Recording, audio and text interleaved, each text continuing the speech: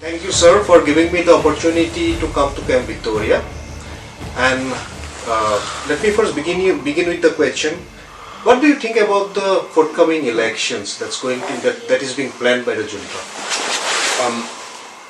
First of all, I would like to say you are most welcome to here. Thank you, sir. Regarding the election, the strategy of the military council, actually they have three steps. One is to control the agitation, and second step is to create stability. Then the third is to implement their core objective, which is election. And election also is to create a new electoral system in which the army will govern. Always retain power. Retain power forever. So that is what their core objective. So then that is the third step they like to play, and that exactly you say the election. And what I like to say is people may think that this election may change or move some kind of stability. That is totally wrong. This will create more problem. So in short, the election is not a solution. So it's a recipe for more disaster. More disaster, more problematic, more chaos. Okay, sir. As on date, exactly 2 years after the military coup, what percentage of the area in Myanmar is controlled by the juntas? It is not my data. It is from the Special Advisory Council of Myanmar. That was comprised with the UN specialists who have already served on Burma issue. So in accordance with their path, more than 53% is totally controlled by the armed group, and 27 is competing each other. Okay. And only 7% is totally controlled by the military regime. And yeah, I think that is more or less that information true. And you have already visited some places, and you can see, you can smell there is no government at all. Sir, for the last almost beginning from the past few weeks, yeah. I've gone to parts of Sagaing division. Yes. I've traveled Chin State, Thantlang. Yeah. I've never seen any army personnel. Yes, I have seen some army camps. And when I spoke to the people, when I spoke to the resistance group, the pattern I saw was that they don't come out of the camp. And whenever they come out of the camp, they burn, loot and kill. Yeah. And which is why Camp Victoria suffered airstrikes, probably because on the 10th and 11th of January, because they cannot do a ground assault. Because this camp is surrounded by mountains. Yeah. And they don't have the numbers. Yeah. So in Chin State, I think as you said 7%, what is the percentage in Chin State controlled by a junta? Totally controlled. For example, that's all the apart from the towns, all are controlled by the armed groups, and even the town is competing. Mindat, for example. Mindat, Kamplet, Matupi, Thantlang is no more. Thantlang is no more. Yeah. And even Khar, there is, the fighting is still going on. So you cannot say totally controlled by the SAC. Falang, the same. So that's why we say we control more than 70%, and the rest is competing. Severe competition. Yeah, severe competition. Okay. So now about the resistance movement, I've spoken to many leaders. Chin National Army is an EAO. Yes. It's a big group. Yeah. Now there are so many groups out here, especially in Sagaing. I went to, in Kale. Yeah. There are 10 groups or so. Yeah. But there is, I found there is disunity among the group. This is my observation. What do you think are the weaknesses of the resistance movement? Actually, if we can put all of these anti-regime forces under one command, that will be superb. It will be very effective. However, that's the when the leader, I mean particularly the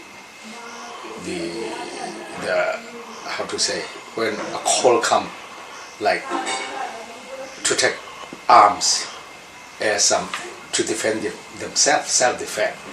So in that way, that the armed resistance group raise up from their local areas. And however, it is not under one control, but the political aim is just one, and that is particularly the BDF, politically led by the NGG. Okay, sir. Now, as I was interacting with so many groups, some groups suffer from severe shortage of weapons. Yeah. Some groups I have seen even armed with the MK-12, which is American. Yes. Some groups are again with the single barrel 12 bore .315. And some groups suffer from shortages of funds, severe funds. They don't have the money to buy ammunition or guns. Yeah, yeah. So how do you have any plan to address all these, or does the NUG have formed up any plans to address all these problems, sir? Yes, that's the NUG itself also is a very limited fund in order to cover all the requirements. And however, that's the NUG also, how to say, provide arms and ammunition in of course they cannot equip all the resistant group, but so far as I know, they try their best, they do their best to deliver this arms and ammunition to the resistant groups. And the EO also, we also provide, we also train, we also supply whatever we have, we share them. And however, still need is still there. Okay, sir. As per the information that we have received from some very reliable sources, a huge consignment of very sophisticated weapons is waiting at some place, but the route has not been finalized. I mean, I don't know if I should be asking you that question, sir. Is that true, sir? Attempts has been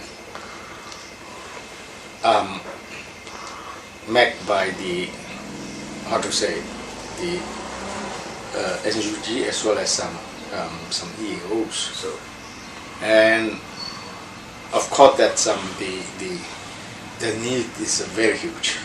The need is still very huge. Yeah. So, sir, now in Kale, I have seen that the Pakafa and some groups have also started schools, hospitals.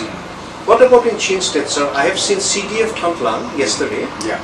They have organized some schools and also hospitals. So in that case, what role is the Chin National Front, CNF, public CNA playing in Chin State, sir? Actually, that's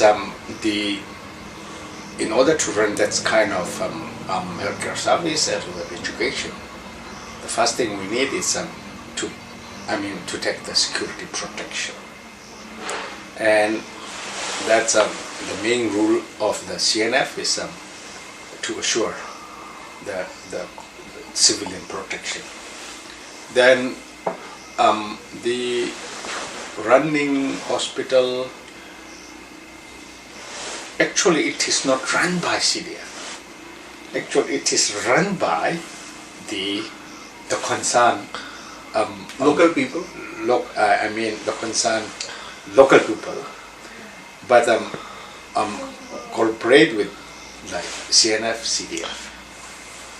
So, for example, like hospital, like school, and yeah, that's at the same time that we also, how to say, seek support from donors, and whatever they need, we try our best to support them. So are you satisfied with the role of the NUG, sir?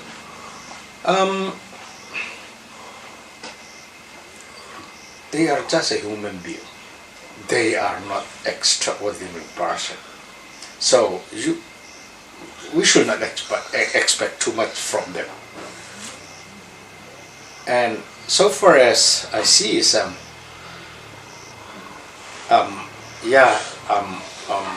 bad. Yeah, they are.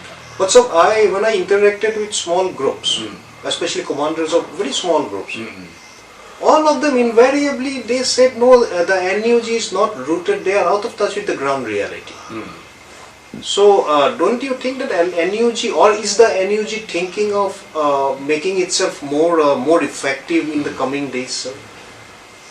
Sure. Of as I mentioned before, that NUG also is just ordinary, comprised with ordinary person, and they try their best, and when it comes to like fundraising, many people appreciate it. But as I mentioned before, the need is very huge compared with what they can. I mean, they are able to raise the funds. So that's why some people say that's NUG, but they also are very, how to say, limitation, and of course that's this is just 2 years. When it comes to that, when you look at global picture of this politics, Yes, sir. all of this relationship based on interest, and the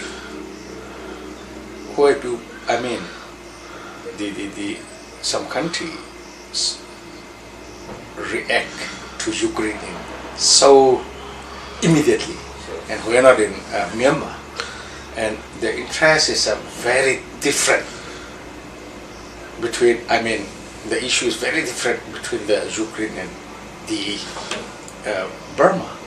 Of course, that Ukraine, that impact the whole region of Europe, and Burma issue is the very small when we compare with that. And again, is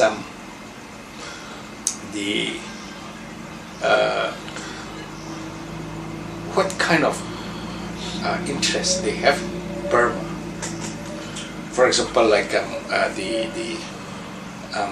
like Western country, they are very outspoken, but they don't really have much interest in Myanmar. They stand on promoting their principle, their standards and norm only. So that's why that the people feel that we are ignored by international communities, and all of the support is just a lip service, not material support. And if you know that very recently that the US that they passed when they ratified NDAA, that include the Burma Act, and this may be the first, how to say, tangible material support. The beginning of a change. Yeah. So now this rebellion in Myanmar has been very different from previous rebellions. Yes. At least now people are upset. They are angry. I can feel the angst among the people. Yes. What has made this rebellion so different from the previous rebellions?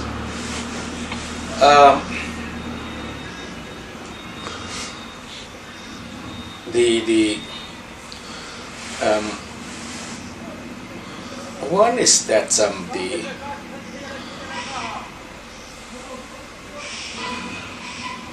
when I mean that's the Burmese army brutality, they never feel before this coup. So even when the ethnic nationality share about the atrocities of the Burmese army, they don't believe because they never have that kind of experience. And you're talking about the bomber population. Yeah, yeah. And when that's kind of brutality come into their area, The mainland. then they realize the what's brutality of this Burmese army. Then they got, I mean, that's the fence of the anger is increase and increase. Okay, so basically, what I understand from you is that in this rebellion, earlier the nationalities on the periphery used to rebel, rise up used to engage in rebellion, in revolts. Yeah. But this time in the mainland also a large percentage of the population has joined the rebellion. Yeah. And that has made the rebellion very different. Yeah. Okay, sir. And secondly is of course that previously the ethnic arm organization, that is their stage is self-defense. So mean to protect their people and their land. But now is so it really, how to say, it doesn't effectively impact to the capital. So now the strategy is to defeat the army. Now is the stage is to hit directly to the capital. Before that, the ethnic arm organization. So what they say is self-defense, because they feel that the Burmese army is the colonizer, and that's why they need to defend their people, their land. But now that's why their focus is on their people and their land. But now is this revolution. The focus is the capital, Naypyidaw, and the army. Change of the regime. Yeah, change of the regime. How long do you think will this last, sir? How long this war will last, as per your estimate? It wouldn't last long. Maybe a time frame, if you can give a time frame, sir, about how many? Because I can sense, sir, because I can see yesterday when I interviewed those captured soldiers. Yes. I understood many things. Their salaries are not paid regularly. I saw the weapons also that have been confiscated. Yeah. They are very outdated weapons. Yeah. G3 rifles, MA1 rifles. Yeah. There was a revolver also which doesn't open properly. So I could gauge the condition of the army. Now, if you can you roughly, as a senior rebel leader of CNF, do you have a rough estimate of the time frame? How long it will take for the regime to get toppled? Yeah, if you say so. Yes, sir. I think that's not more than 3 years. Not more than 3 years. But 3 years is also a long time. Pretty long time. Not more than. Not more than that. Yeah. Okay. Yeah, we can, how to say, we will know the result within the, I mean, that's a couple of years. Which means that probably again after 1 year I'm going to trouble you and again come here to study the situation, sir. Yeah, sure. You know that the thing is